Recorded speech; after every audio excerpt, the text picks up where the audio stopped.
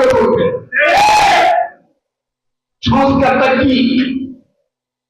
অতি সংক্ষেপে যে কথা বলতে হয়, আমরা বলছি বাংলাদেশের রাষ্ট্র ক্ষমতায় দুইবারের অধিক সময় কেউ প্রধানমন্ত্রী হতে পারবে না। এই সংস্কারের এই যে দাবিটা, এটা কি মানুষের কল্যাণে না? প্রধানমন্ত্রীদের চেয়ার দখল করে নিয়েছে, তারপরে তার মধ্যে সম্পদ করার প্রবণতা লক্ষ্য করে। তখনই দেশের মানুষকে মানুষ গণ্য করতে হবে। যদি দ্বিতীয়বারের মতো তার শেষ প্রধানমন্ত্রিত্ব থাকতো, তাহলে এই লাশের রাজনীতি সে করতো না।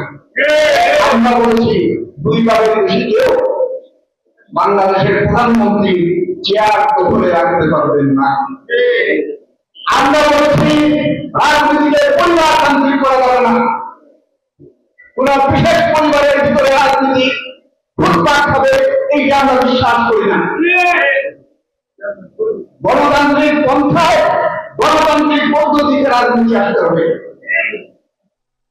আমরা অজস্র সংস্কারের কথা বলেছি,